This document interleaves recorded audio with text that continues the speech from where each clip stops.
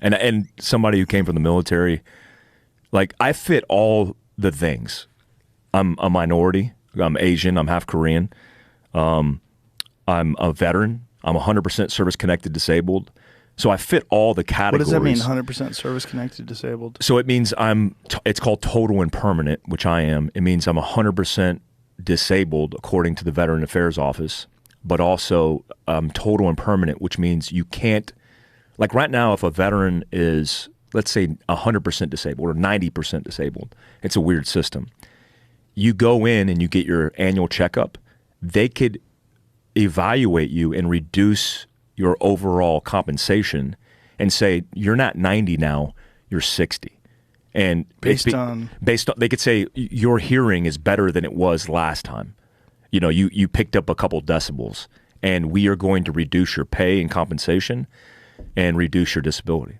So in the military, if you're 100% total and permanent, it means they can't screw with you. So how are you 100% total and permanent? So they do a formula. It's weird. Veterans Affairs is a weird one. But when I got out of the military, they did a formula. And they interview you. They do mental, physical checks. They do all the diagnostics, hearing, all that stuff.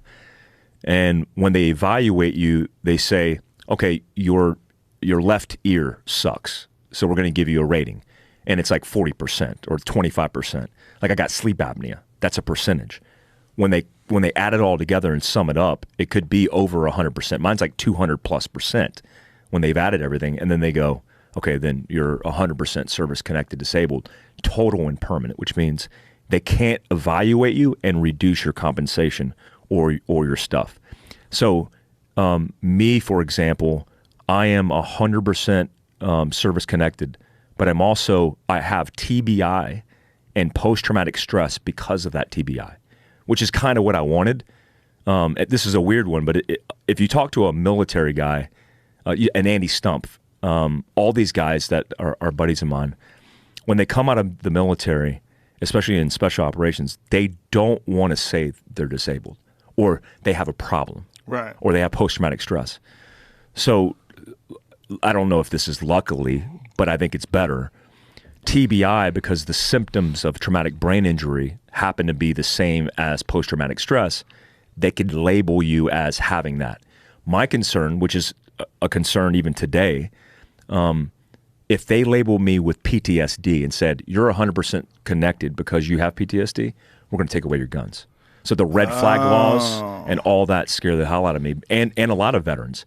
When I went into the Veteran Affairs for my evaluation, it was in Texas, in San Antonio. And I walked into the office, and there was a long hallway, and there were dudes doing construction in the hallway. And I heard a loud bang behind me as I entered the room. And the doctor was looking at me, and I turned around and was like, what was that? And just turned around. Like, you do that to noises, especially bangs. And I turned back around, and she goes, a little jumpy, are we? And I was like, oh, shit. Christ. Like, here we go. And we did the interview, and they asked questions like, have you been in combat? Yes.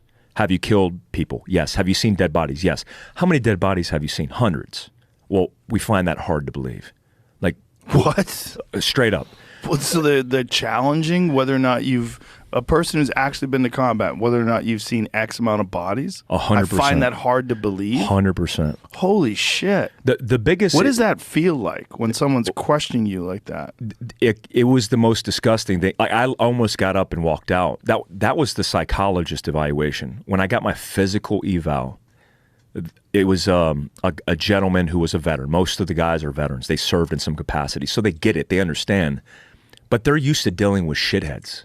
And I want to be careful because there are guys who suffer from post-traumatic stress. There's dudes who get blown up. There's dudes that go through a lot. But the reality is most people who serve in combat don't do so at what I would call the tip of the spear. They're not in the front lines. They're not involved in continuous combat. They might have one rotation. So most of what they see are people who have maybe gotten blown up, maybe not even been to combat. They have the fear of impending doom has created this trauma inside of them, and then they want disability. And I'm not judging because some of those guys do. I know some of those guys, but they're not used to a guy who has an experience in combat where they volunteered for it, they wanted it, and they did years of it. So when I talked to the guy and he physically evaluated me, he's like, move your neck, because mobility is a part of the equation. And I couldn't move my neck a certain way. And he goes, I find that hard to believe. You can't move your neck more than that. I'm like, I'm injured. And he goes, well, let's talk about the history of where you've been. And I started lining out my combat time. And he's like, oh, this is different. He goes, well, who'd you serve with? And I was like, I was a Green Beret. I'm like, oh, okay. So how many years in combat? Yeah, 4 years in combat. Oh, okay, well, this is different. And he almost like shifted and almost apologized to me, because he's like, hey man, I'm used to seeing garbage. Oh, okay, so they're used to people that are trying to like kind of scam the system a little bit so they don't have to work again. Yes. Yeah. Yeah, but just to challenge you on that way, I find that hard to believe. Yeah. Like, I find it hard to believe you can't move your neck. Like, bitch, you don't know my neck. I know. It's like so crazy that they would immediately go to that. Yeah, and there are some VAs that are better than others. I will say this about San Antonio especially. I went to counseling because they're like, hey, you need to go to these counseling sessions. And I had a counselor who was a Vietnam veteran who lost his legs in combat.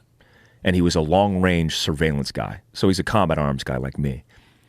Immediately we had rapport because I respected what he said. And I trusted him because we had this uncommon, unspoken experience. And he helped me through some shit. And that was beneficial for me. But there are places throughout the country that don't give two shits about veterans.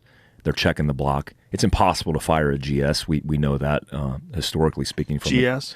A government service employee. Like the guys who got caught, like they were GS civilians and they were doing vacations and all these different things. None of those dudes got fired during all this controversy. Wounded Warrior was involved in some controversy over some stuff.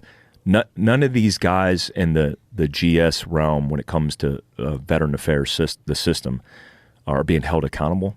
And so the system's still broken. I mean, I went there recently and was dumbfounded. Every time I go in there, it's depressing because they're not doing a good job. I just would imagine how infuriating it would be for someone to tell you that they find it hard to believe how many bodies you've seen. Yeah. Yeah. And so if they're used to seeing 99.9% of the people they talk to are saying, I've never seen a dead body or I saw one. And I say hundreds. I get it. You know, these people are like, they're like, what? That's impossible.